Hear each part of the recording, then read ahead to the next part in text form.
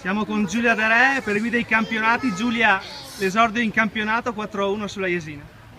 Decisamente un buon inizio. Siamo riusciti a sfruttare le nostre caratteristiche, quindi due esterni molto veloci, li abbiamo andati in profondità molto spesso e la maggior parte dei gol sono venute fuori da questo tipo di azioni. Secondo tempo poi abbiamo sofferto un pochettino perché fisicamente ancora non siamo al 100%, soprattutto al centrocampo fatichiamo un po', soprattutto quando si tratta di gestire il gioco, no? Di tenerla. Però insomma dai, direi positivo. Mi ha rischiato un pelino troppo, forse su qualche disimpegno, ma insomma si può migliorare. Insomma. Rispetto all'anno scorso hai avuto un cambio di ruolo, sei passata a centrocampo, come ti trovi? È un cambio di ruolo importante, nel senso che ho giocato per una vita, per 12 anni dietro in difesa e giocare a centrocampo ci vogliono polmoni ed è la mia più grande difficoltà, quindi riuscire ad arrivare lucidi nel momento in cui si gioca la palla.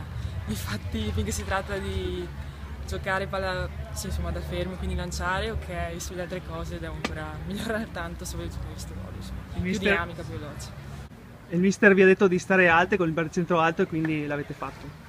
Sì, soprattutto all'inizio del primo tempo siamo riusciti a farlo e se riusciamo a farlo riusciamo a imporre il nostro gioco, a tenere scassata la squadra avversaria, riusciamo a fare molto bene.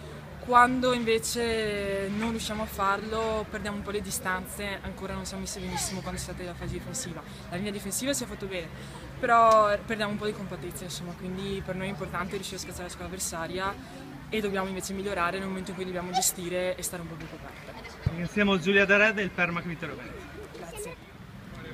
Siamo ora con Margherita Zanon. Margherita, vittoria facile sulla Jesina, ma una tua doppietta nell'esordio in campionato. Sì, è andata bene, la squadra ha giocato molto bene, tutte insieme abbiamo fatto 4 gol molto belli, sicuramente. Dicevamo a Giulia De Re, il mister vi ha detto di stare alte, com'è andata secondo te? Secondo me molto bene, abbiamo un ottimo attacco e partiamo molto bene sugli esterni e sì, siamo molto forti lì davanti, quindi possiamo fare molto bene. Domenica prossima 2 Monti. Sì, deve andare bene, anche lì dobbiamo prendere 3 punti a tutti i costi. Un altro gol allora? Speriamo di sì. Graziamo Margherita Zanon e buon campionato. Grazie.